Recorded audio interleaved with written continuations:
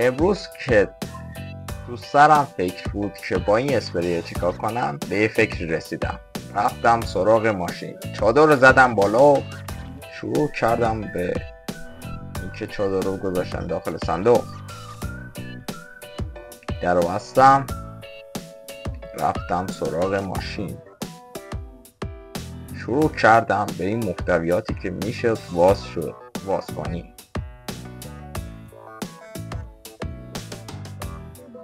وا کردم تو رو پیدا کردم. رفتم سراغ سردنده. چقدر پیچ میخورد، نامصب رو به پیچ خورده. بالاخره با این بدبختی درش آوردم. کنسول رو نگم آخ براتون، بدبخت شدم در آوردم. کلا رو زدم که گرما زده نشم. کنسول رو دریو گذاشتم و دوتا اسپریم هم گذاشتم و شروع کردم به رنگ زدن.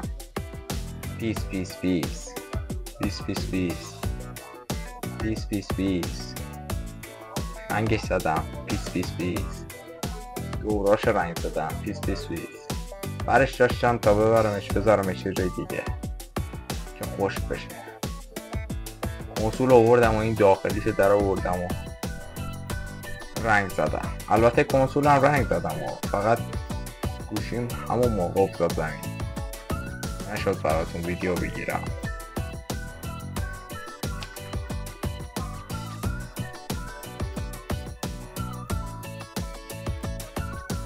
دوباره شروع کردم پیس پیس پیس پیس پیس پیس پیس پیس پیس و الانم نتیجه کار. لطفاً تو کامنت ها بگو چجوری شده، ریدم یا درست کردم.